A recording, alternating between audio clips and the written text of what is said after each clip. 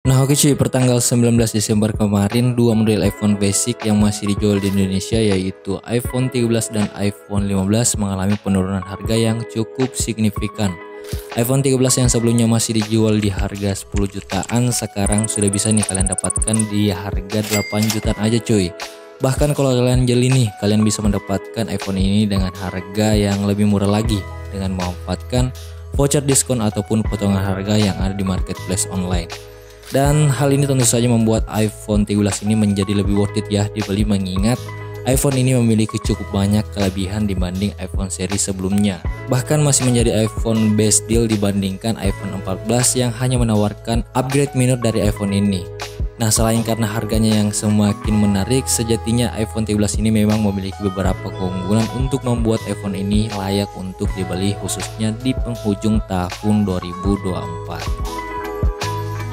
Nah oke cuy, hal yang pertama di sini yang membuat iPhone ini masih sangat layak itu karena performa mesin iPhone ini dibekali chipset Apple A15 Bionic, yang mana chipset ini digunakan di semua line up iPhone 13 series. Bahkan chipset ini juga masih digunakan di iPhone 14 base modelnya, yang mana merupakan generasi penerus iPhone ini.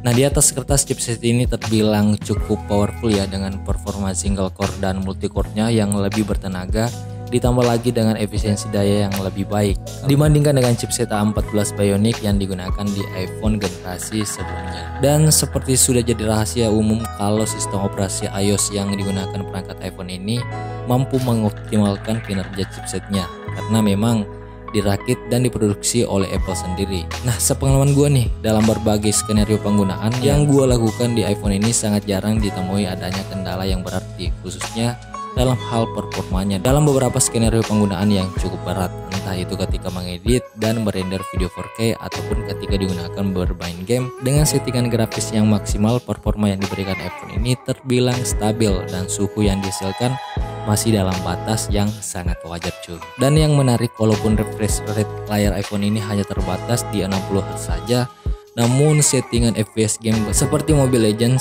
itu bisa terbuka hingga 120Hz atau di frame rate ultra, dan tentu saja masih cukup kuat untuk penggunaan jangka panjang 2 hingga tahun ke depan cuy. Nah kemudian untuk hal berikutnya yang membuat iPhone 13 ini masih sangat oke itu karena kameranya.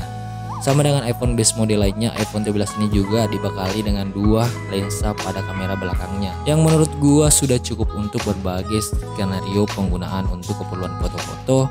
Dan di sektor perekaman video juga untuk iPhone ini juga terbilang cukup overkill cuy, dengan kemampuannya yang mendukung perekaman di resolusi 4K 60fps baik di kamera utama, ultrawide maupun di kamera depannya. Nah selain memiliki kepekatan warna dan kontras yang pas, dynamic range video yang dihasilkan juga cukup luas sehingga video yang dihasilkan terlihat sudah sangat oke. Nah terlebih lagi stabilisasi video juga bekerja maksimal di semua lensa kameranya cuy. Nah kemudian untuk hal ketiga yang membuat iPhone ini masih sangat layak itu karena ketahanan baterai dari iPhone ini sendiri, yang mana dibekali baterai berkapasitas 3240 mAh dengan ukuran baterai yang sudah terbilang ya cukup untuk sebuah perangkat iPhone. Nah sepengalaman gua dalam berbagai hal penggunaan screen on time, rata-rata yang bisa gua dapatkan di iPhone ini berkisar 7 jaman dalam sekali siklus pengecasan. Hanya saja di dalam paket pembeliannya itu tidak disertakan kepala charger untuk pengisian dayanya. Namun menurut gue nih, hal ini bukan menjadi suatu masalah yang berarti, sebab di pasaran saat ini cukup banyak tersedia kepala charger yang sudah rekomend untuk perangkat iPhone dengan harga yang cukup terjangkau cuy.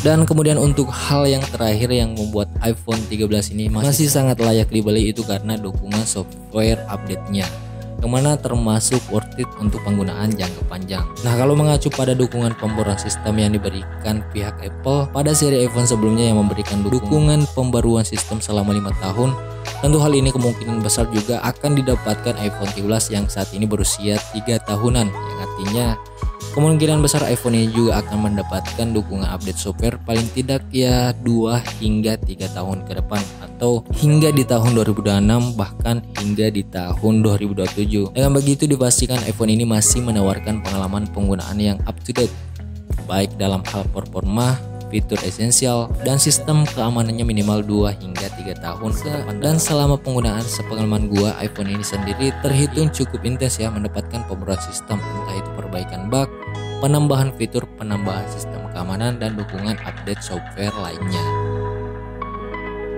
Nah, selain beberapa keunggulan yang telah kita bahas, ada nih beberapa fitur yang lainnya yang tak kalah menarik, seperti adanya fitur NFC, dukungan jaringan 5G, kemudian wireless charging, dan kualitas speaker yang berasa premium, serta kualitas layarnya yang cukup oke. Nah, semuanya ini kalian bisa nih dapatkan di iPhone 13 ini. Dan ya, sebagai kesimpulan dengan adanya nih penurunan harga, menurut gua iPhone ini menjadi semakin menarik, mengingat berbagai keunggulan baik secara hardware maupun secara software bisa kalian dapatkan di iPhone ini cuy. Dan ya paling segitu aja cuy untuk video kali ini. Ya intinya sesuaikan dengan budget kalian dan jangan kalian paksain kalau memang belum cukup cuy. Always kreatif.